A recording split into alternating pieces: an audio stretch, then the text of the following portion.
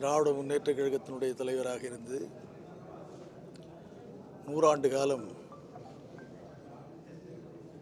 வாழ்க்கையிலே இந்த தமிழ் சமுதாயத்திற்காக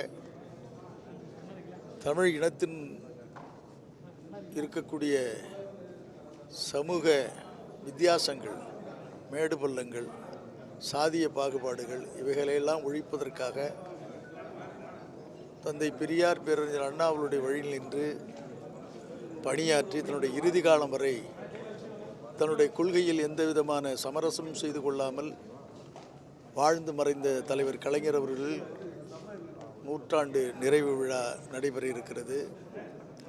எத்தனையோ தலைவர்கள் இந்த நாட்டில் தோன்றியிருந்தாலும் கூட சாதாரண மக்களுக்கு, இன்னும் சொல்லப்போனால் பட்டியலின மக்களை மற்ற சமுதாய மக்களுக்கு இணையாக வளர்த்தெடுக்க வேண்டும் என்பதற்காக கல்வி, சுகாதாரம் மற்றும் பல்வேறு திட்டங்களை கொண்டு வந்து அவர்களை உயர்த்தி காட்டியவர்.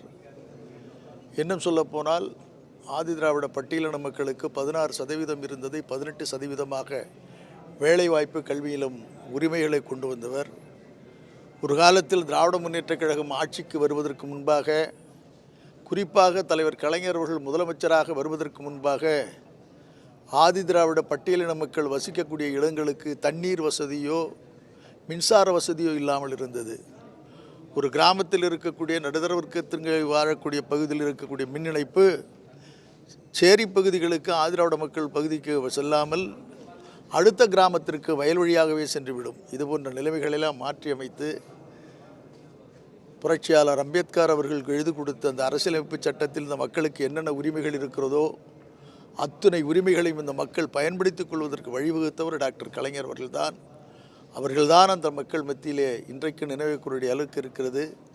இன்றைக்கு இருக்கக்கூடிய திராவிட முன்னேற்றக் கழகத்தினுடைய தலைவர், தமிழ்நாட்டினுடைய முதலமைச்சர் அவர்கள் தலைவர் கலைஞர் அவர்கள் என்னென்ன பணியினை இந்த மக்களுக்காக ஆற்ற நினைத்தார்களோ, கொண்டு வந்தார்களோ அந்த திட்டங்களை முழுமையாக செய்து வரக்கூடிய முதலமைச்சர் இன்றைக்கு இருக்கிறார். அவர் இருக்கக்கூடிய அந்த தமிழ்நாட்டுடைய முதலமைச்சராக அண்ணன் தளபதி அவர்கள் இந்த 100ஆண்டு நிறைவிழாவை கொண்டாடுவது மிக பொருத்தமான நிகழ்ச்சி. அந்த வகையிலே தலைவர் கலைஞர் அவர்களுக்கு எங்களுடைய வீர வணக்கத்தை தெரிவித்து, அவருடைய வழி நின்று ஆட்சி நடத்தக்கூடிய தமிழ்நாட்டுடைய முதலமைச்சரான தளபதி அவர்களுக்கு நன்றியையும் வணக்கத்தையும் தெரிவித்துக் கொள்கிறோம்.